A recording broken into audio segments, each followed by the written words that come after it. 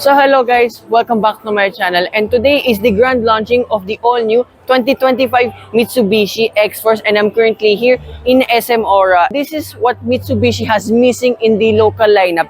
A crossover finally available here by Mitsubishi Motors Philippines. So this is the all-new 2025 Mitsubishi Xforce GT, and this is the top of the line model you can avail here in the Philippines. And let's start off with the top of the line because why not? And everything else here is all the GT models. So I do love the face. They still incorporated the dynamic shield design and one of the most unique looking LED lights I've ever seen. They as well act as your repeaters. So if you're planning to see this going left or right, this will be very much visible. You get a ground clearance too of 193 millimeters. You get sensors here now, adaptive cruise control. More on that later on. And what I've seen already with some of the units here and there. So this one is just the plain model and the launch color itself. But there's Xforce logos here in some of the vehicles. Pretty interesting. So now the biggest talking point with this Mitsubishi Xforce.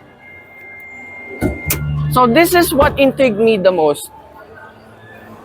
This is still your usual engine, which I believe you can find in the Mitsubishi Xpander. So this one is a 1.5 liter naturally aspirated 4-cylinder engine with 104 horsepower and 141 Newton meters of torque. And unlike that of the Mitsubishi Xpander, my favorite ever MPV, this one now is mated to a CVT transmission. Now here on the side of the Xforce, very unique now that we are seeing a modern Mitsubishi crossover. The last one that was available here in the Philippines was the Mitsubishi ASX. We almost bought one of those, by the way. We ended up having our Strada. So if you already know that story, just check out all of my pickup, Strada, and the Titan reviews. This being the top of the line model now. These are running on 18-inch wheels. So I assume for the lower GLS, 17s already. But I do love the design of it. Still carries like that of the Lamborghini Rebenton style wheels that you find too in the Xpander. And the usual cladding here and there is the modern trend nowadays.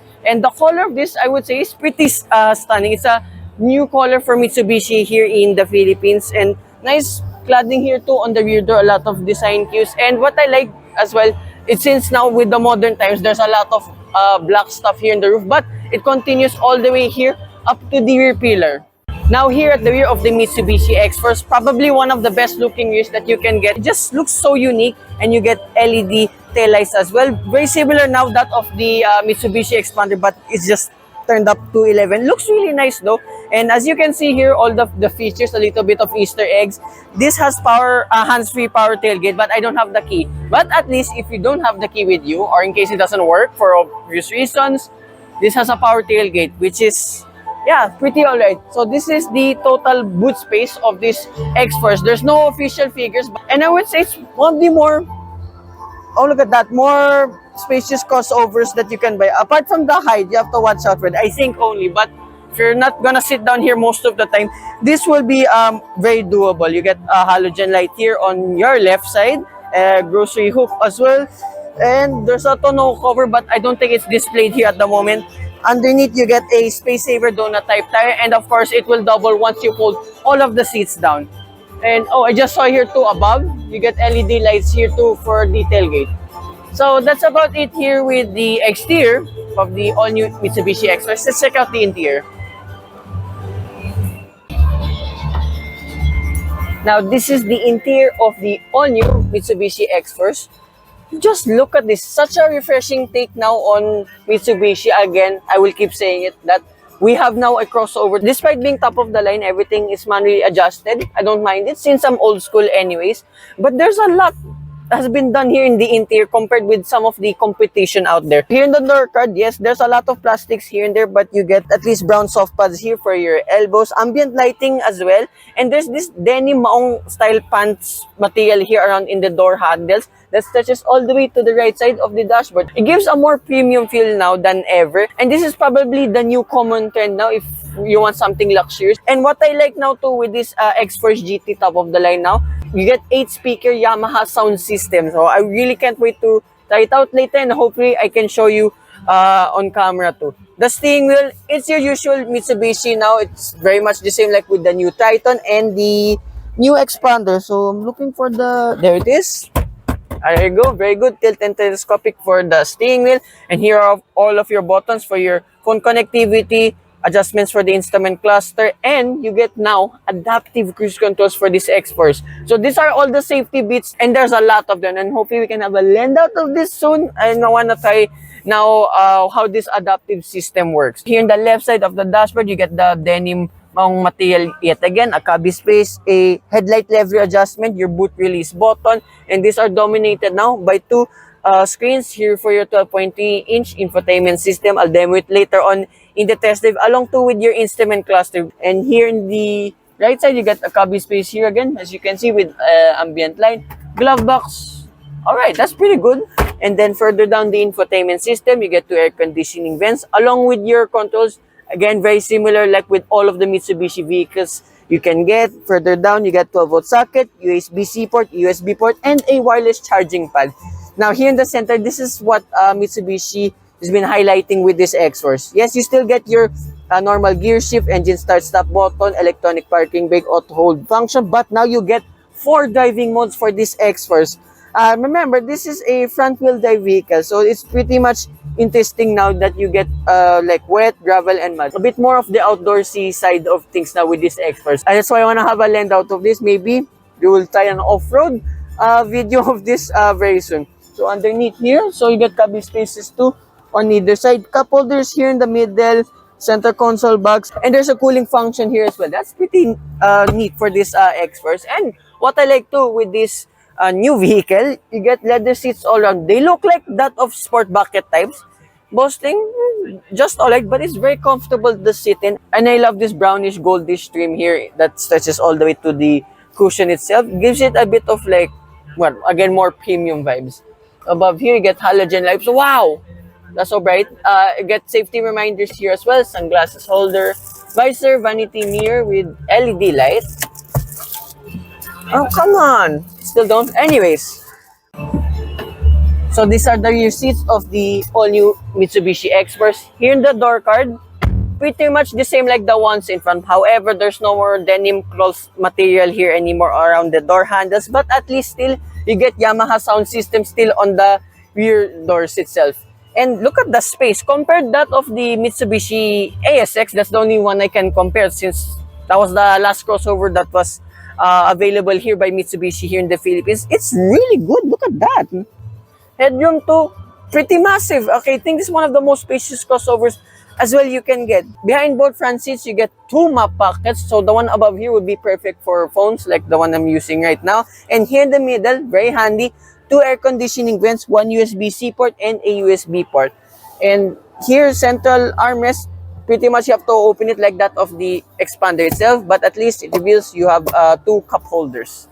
And the seats here, pretty much the same like the ones in front. It's all leather, very plush as well. If I sit here in the middle, ooh. Okay, it's just a little bit softer here to sit in the middle, but at least there is no transmission tunnel whatsoever. I mean, it's just very small, like that much, and you just put your feet wherever you want. And halogen lights here as well at the rear. So yeah, that's a quick walkthrough of the interior of this all-new Xforce. Let's go for a drive. Here are my first driving impressions of the all-new Mitsubishi Xforce. Well, going out of here in the car park of SM Ora, the staying is so freaking light. Among one of the lighter Mitsubishis I've tried out so far. And as well, I finally get to them all of the infotainment system and your instrument cluster. What I like too, when you flick the driving modes itself, displays here in the infotainment system and here too in the instrument cluster, which I like.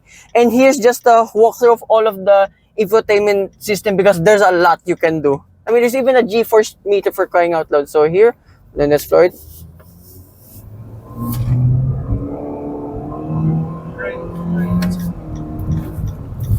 All right, that's all right. The performance. So I remember the expander would be a bit peppier since it's a 4-speed plus. It's not carrying that much weight despite to being a 7-seater. And here, auto hold function. Oh, this was a perfect test. So we're going really uphill. Then I just press the brake. No one behind me.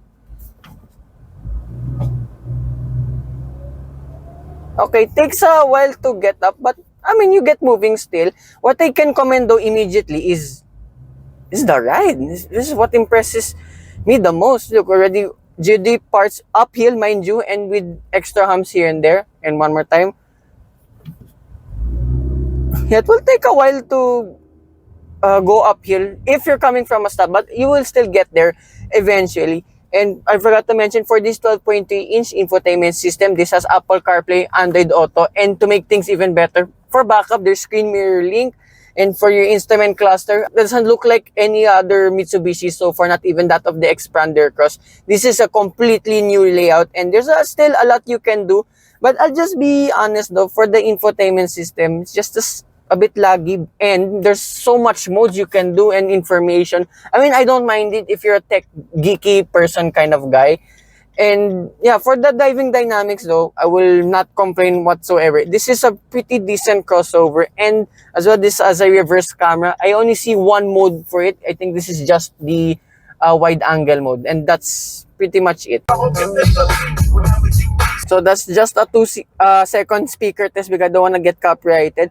One of the best sound systems I've ever heard, and there's even 4 modes. So of course, knowing me, I will leave it in the most powerful mode. And few more bits here that I missed in the display, since it's so traffic here around SM Aura. The usual. Here in the climate control functions, there's even an air filtration system dubbed Nano X. So it kind of helps showcase all of the polluted stuff like diesel stuff, smog and everything. It will not translate in here into the cabin, and more stuff here in the infotainment, like for the radio and all that.